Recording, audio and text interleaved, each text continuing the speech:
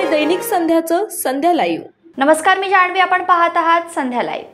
2 दिवसापूर्वी जुन्नर तालुक्यात एका ऊस तोडणी मजुरावर बिबट्याने हल्ला करून त्याला जखमी केल्याची घटना ताजी असतानाच नारायणगाव येथे दिनांक 28 रोजी सायंकाळी 5 वाजण्याच्या सुमारास अज्ञात वाहनाच्या धडकेमध्ये एक तरस ठार झाला।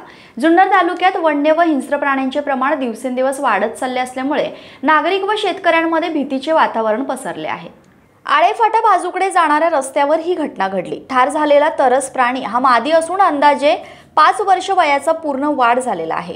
दरम्यान नारायणगाव परिसरात गेल्या वर्षभरात सुमारे 5 ते 6 बिबट्या, तरस, कोल्हा अशा वन्य प्राण्यांचा अज्ञात वाहनाच्या धडकेत मृत्यू झाल्याच्या घटना घडल्या आहेत। यावरूनच नारायणगाव परिसरात असलेल्या वन्य प्राण्यांची संख्या दिवसेंदिवस वाढत असल्याचे निदर्शनास येत आहे। अपघातात ठार झालेल्या तरसाची माहिती कळताच वनपाल अनिता होले, वनरक्षक ज्ञानेश्वर पवार, वारुवाडीचे पोलीस पाटील सुशांत भुजबळ यांनी तरस प्राण्याला एडगाव येथील वनविभागाच्या जिप्सन बंगला येथे नेले। तेथे पशुवैद्यकीय अधिकारी डॉक्टर राणे यांनी त्याचे शवविच्छेदन केले।